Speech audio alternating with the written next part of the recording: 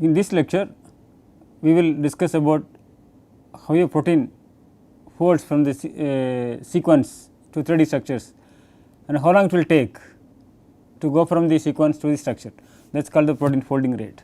In the last class, we discussed about protein stability, specifically on stability upon mutation, right. What did we discuss in the last class? Right, we discussed about a database, which database deals with the thermodynamic stability?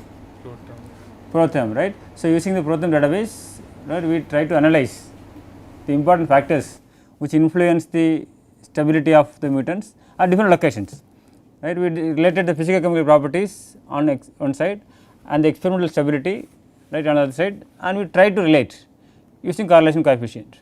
So, we identified that some properties, right, which are important for stability. For example, in the buried mutation, which property is highly correlating? Right, the hydrophobicity, right, hydrophobicity has high positive correlation with stability. But if the mutation is at the surface, right, then what did we observe? Inverse relationship, right, that is called the inverse hydrophobic effect. That means the change in increase in hydrophobicity will decrease the stability. Then we try to predict the stability upon mutation, right. So, we discussed about various methods. So, the one is the average assignment method, right. How the average assignment method works? Then we will get the values for all the mutants. How many combinations, how many mutations? 380 mutations, right. Then for new mutation, you assign the value from the table, that is a kind of lookup tables, right. Then we can evaluate the sensitivity, specificity, accuracy, right, and correlation and so on. So, then we discussed about the inclusion of the sequence information or the structure information, right, with the different neighboring residues or the surrounding residues, right. And then we discussed about the potentials. There are two types of potentials, right. One is the distance potential and the torsion potentials, and we combine these two potentials to predict the stability change. These are from the structures. If you predict with the sequence, right, we derive several rules, right, from the known information regarding the mutant residue, mutated residue, right, as well as the residues which are neighboring the sequence. We derived set of rules. Then we use the rules for predicting the stability, whether this is stabilizing or is destabilizing. So, we discussed about the structure prediction, right, from the unfolded state to the folded state, right, and then we discussed about the stability. Today we will deal with the folding rate. So, what is the folding rate of a protein means, right? It is the measure of slow or fast folding of a protein from its unfolded state, right, the random coil conformation, to its the native 3 dimensional structure, right. How long a protein will take to fold into a native 3D structures. Why it is important? Because this folding rate helps to understand the kinetics, which is related with several pathologies like the prion diseases, Alzheimer's disease and so on. So, it is very important to understand the folding rate of any particular mutants as well as for the mutants, right. You can see for proteins as well as what will happen if you mutate a specific residue. And the predicting the folding rate, right, is also a challenging task similar to protein folding problem. Right. What is protein folding problem? Final protein folding. Right, you can disappear in the native conformation of protein from its sequence, like still it is a challenging. So, next folding rate is also important to see how a protein can fold from the unfolded state to the folded state regarding the time. So, here show an example, okay, here this is amino acid sequence, right, it takes time to fold a specific 3D structures. So, these folding rate vary over 8 orders of magnitude, right. You can see these folds from microseconds to an hour. So, you get two examples, one is a streptococcal protein, here the rate is 2 into 10 power 5 per second, this is very fast folding, and if you see the tryptophans in this, right, it is very slow folding, it takes 1 into 10 power minus 3 per second. So, now the question is how fast a protein can fold. So, I will discuss with the 3 different types of examples. For example, if you take the biomolecular interactions, right, for 2 different proteins or the protein and DNA, so whatever, if they want to make a complex, you can see the upper limit that is determined by the rate at which the reactants, what are the molecules which are involved in the reaction, they come close together by diffusion. So, how much the rate they take. Then if you talk about the folding, here you can see the rate of folding is the rate the polypeptide collapse, right, to form the structure. So, from this you can see. If you take one example, say cytochrome C, right, here the minimum time for folding is about 1 microsecond. This is comparable to the hairpin loop or the helix formation. So, it is about 1 microsecond. In this case you can see the rate, right, for the folding is about 1 per microsecond. Now, I will show a few examples like arc repressor is 10 power 4 per second and lambda repressor it is 5 into 10 power 3 per second and so on. These are for the proteins.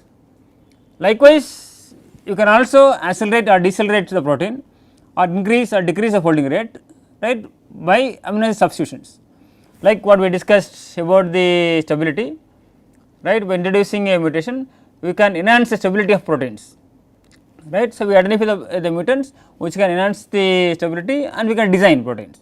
Likewise, in the folding rate we can identify some mutations which can accelerate the folding process. In this case they will go to the proper folding, because if it takes more time then this may end up with this misfolding, right, due to aggregation, right, and some other aspects. So, you can get some diseases, right. This is the reason why we need to see the particular protein which folds into a particular time, right, to stable 3D structures. So, how to measure this folding rate? So, there are various measures to get this folding rate, mainly the staff flow CD and the florimetry.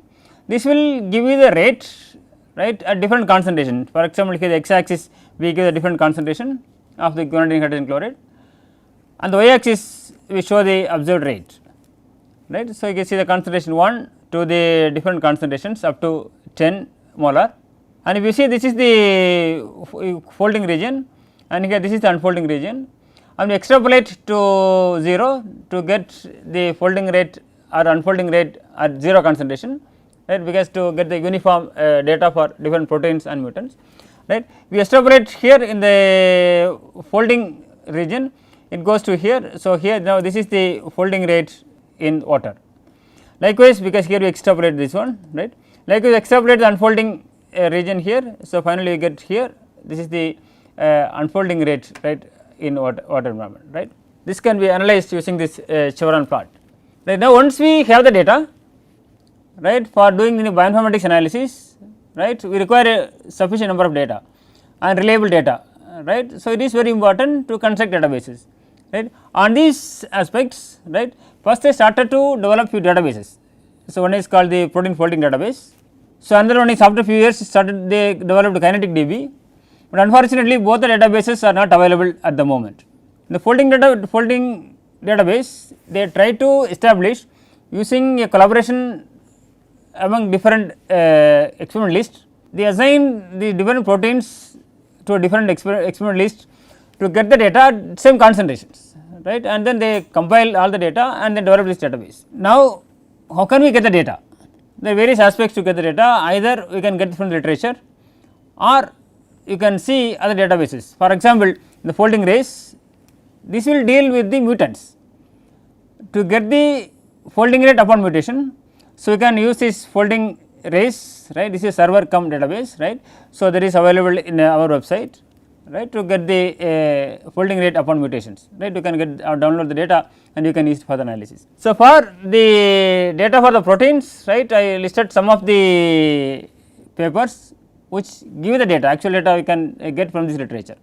So, in 2005, right, the Maxwell they formed a consortium and they try to see the folding rate at same concentrations, right, or same experimental conditions. Earlier days we get the data for the different experimental conditions, because different groups they used the proteins at different conditions and they measured the folding rates and they published literature. So, same groups they assigned this temperature, pH and conditions, they asked them to get the folding rate.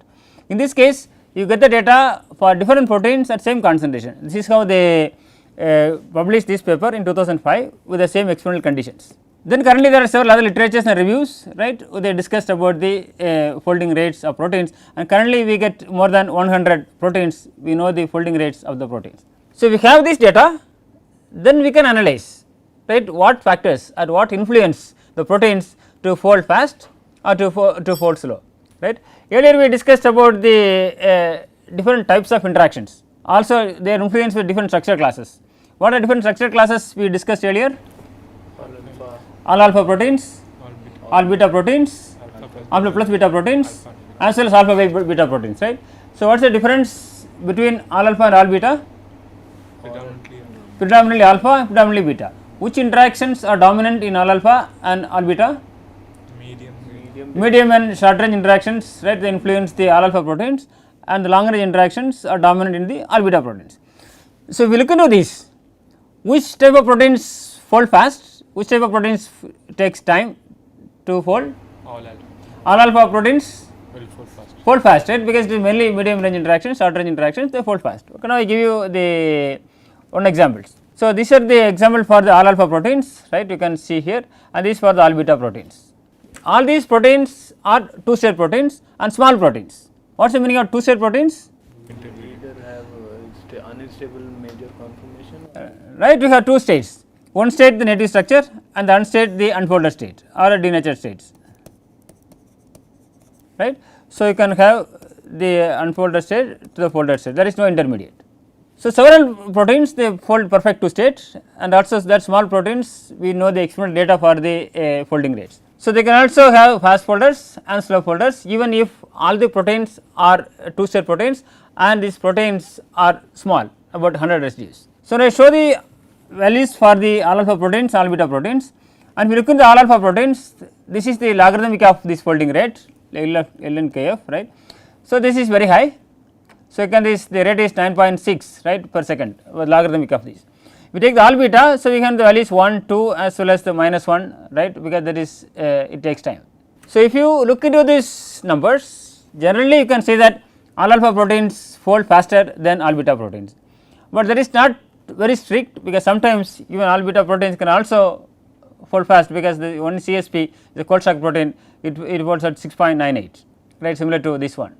But generally you can say that all alpha proteins fold faster than all beta proteins. So, we discussed earlier all alpha proteins are influenced with the short and medium range interactions, right, and the all beta proteins with the long range interactions. Which residues influence long range contacts and which residues influence medium range contacts, right, I will tell you.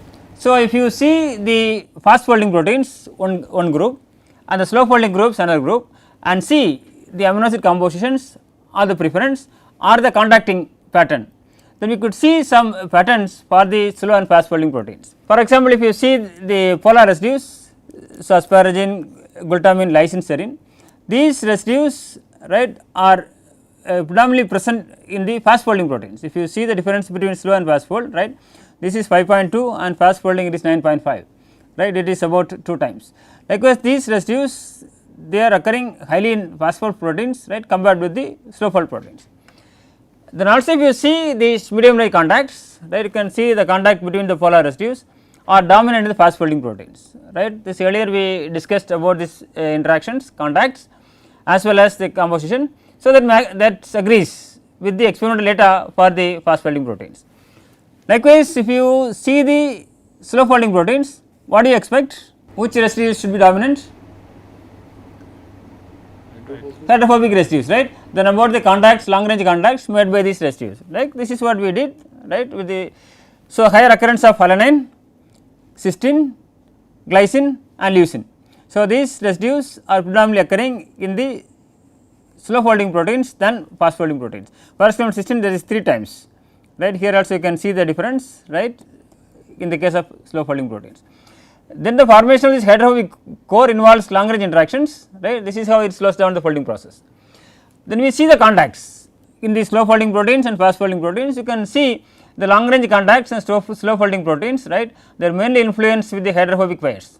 See alanine alanine, tryptophan leucine, alanine glycine, right, cysteine tyrosine, right, you can see the contacts between the hydrophobic residues are more in the case of the slow folding proteins compared with fast folding proteins. So, we see the slow folding and fast folding proteins, generally all alpha proteins fold faster than all beta proteins, and if you classify into 2 groups, right, which one is fast folding, which one is slow folding, right, and see the preference of residues, right, mainly the polar residues in the fast folding and the non-polar residues in the slow folding proteins. Likewise, the interactions or the contacts, right, mainly the slow folding proteins are dominated with the long range contacts using these hydrophobic residues. Okay, now the question is whether we are able to predict or relate these folding rates with any of the parameters, right. We discussed about various parameters obtained from sequence or structure. What are the various structure based parameters we discussed earlier? structure based parameters, accessibility, contact order, long range order, hydrophobicity, right. So, various parameters, right. So, also if you see the slow and fast folding proteins, the contacts are very important. So, we convert the contacts, right, the 3D structures we convert into contacts using in the form of contact maps, right. You get the contact maps, and from these contacts you deduce various parameters like contact order, long range order, and so on.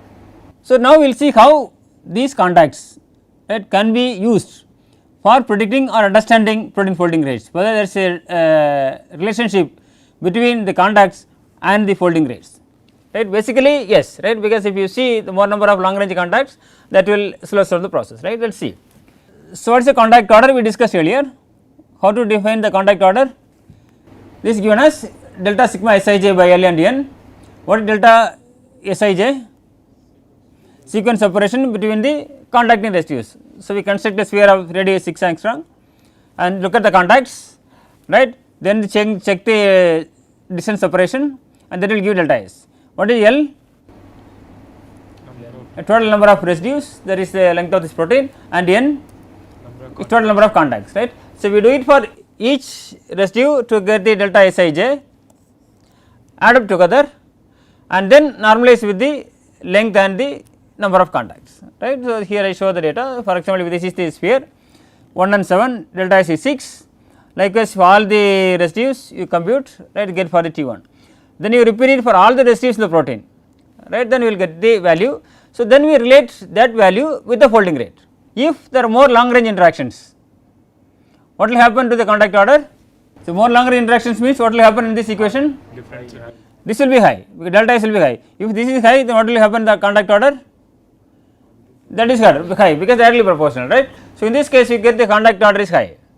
If the contact order is high, what do you expect the folding? Folding is slow, because more number long range contacts, then there is folding is slow. For example, there are more short range interactions or more medium range interactions, then compared with the long range contacts. So, you can see contact order is less, because delta Sij is less, right. Then in this case it can fold faster. Okay, now I show this figure. Okay, x axis the contact order and y axis the logarithm of the folding rate. You can see the inverse relationship between the contact order and the folding rate. So, that means what we assumption, okay, what we made, that is correct. If you have more contact order, right, there is less folding rate. If less contact order, there is folding rate is high, it folds fast, right, fine. So, the correlation is also about 0.7 to 0.8, that can see inverse relationship between the contact order and the folding rate. Now, the second parameter, what is the next parameter we discussed? Long range order, right. So, how the long range order is derived?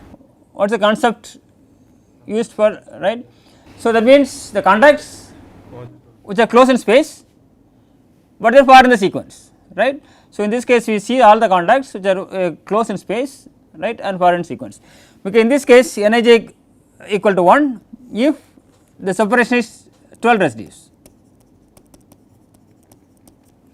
So, here you can see there are how many adjustable parameters in long range order? Distance cutoff. Right, one is the distance cutoff, Sequence. this one and then this one. You can say distance is 8 angstrom and the sequence separation is, right, that is 12 residues. So, you have two adjustable parameters. We can adjust these parameters to get the long range order, and how far this will relate the folding rates. This is how we get the numbers 12. Right, earlier we used number 12, right. Now, I will explain how we get this number 12.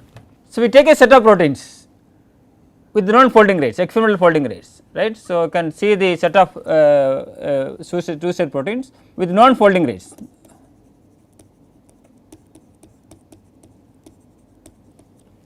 So, in this case now we can change the distance of separation, we can change from 1 to 25 residues. So, how many residues which are within this limit? 1 residue or 2 residues, 3 residues and 4 residues, so on. Then from that you can calculate the LRO, because Nij you can put I minus j, that we change, right, 1 to 25, right. For each case we will get the value. So, then we relate that LRO with the folding rate and we can calculate the correlation.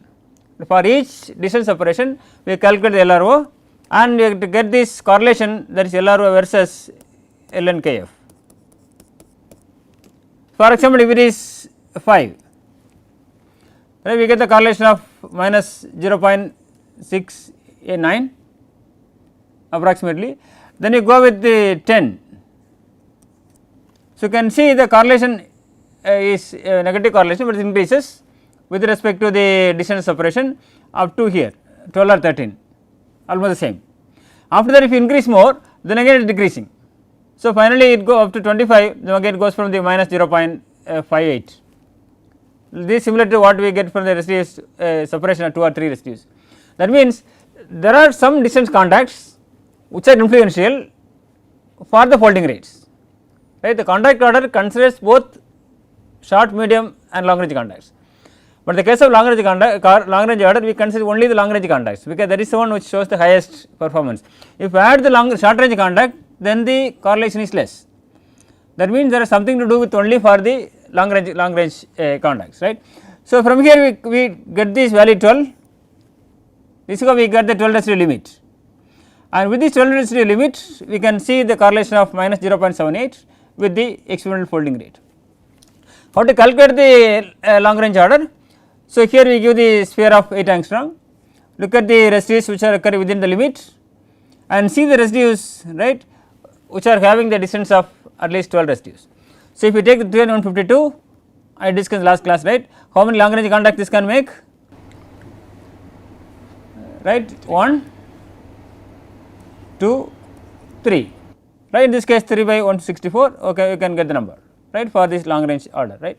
So, do it for all the residues and finally you divide with the n, right. This is how you will get this. First you do the summation of nij for each of these residues, sum up together and then we get this value, right. So, normalized with the n you will get the LRO.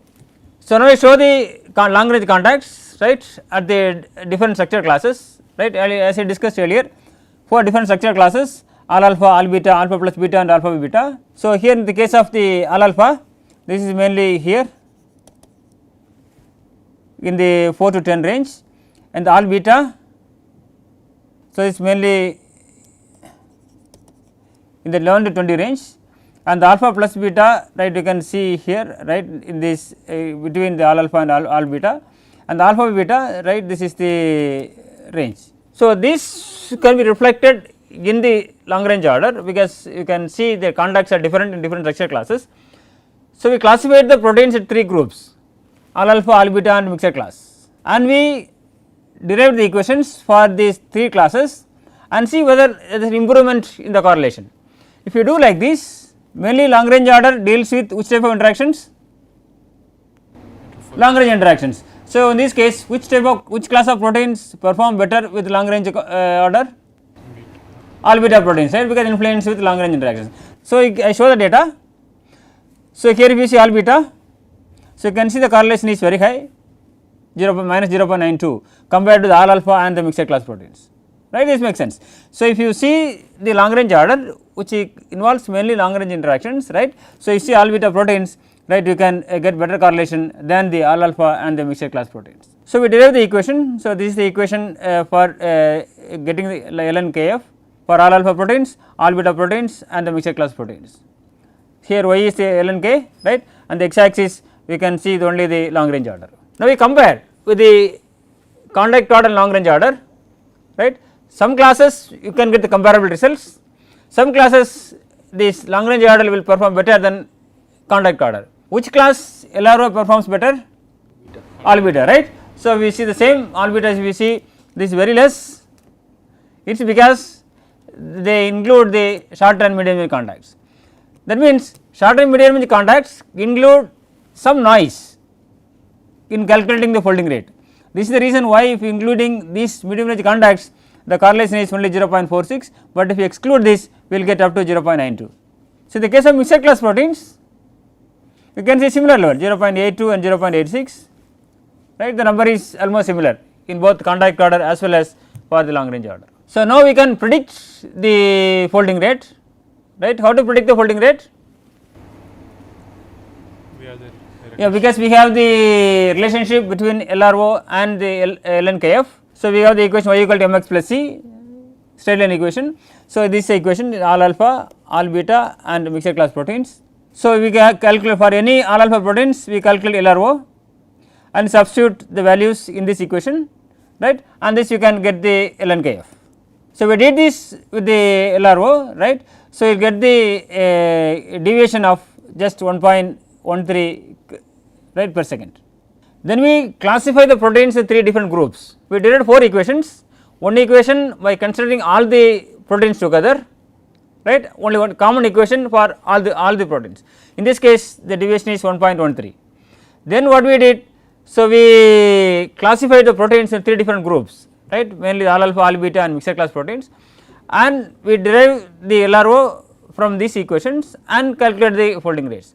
If you do like this, then you can see this is the correlation is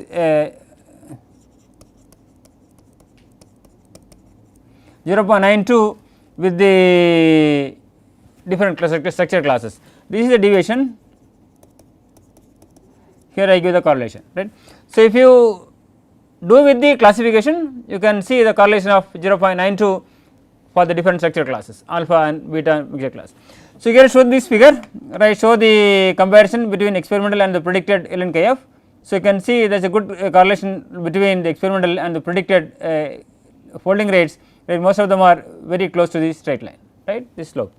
So, we discussed about the contact order and the long range order. Contact order considers the distance of 6 angstrom and take all the distances. Long range order we have one more conditions based on the distance separation.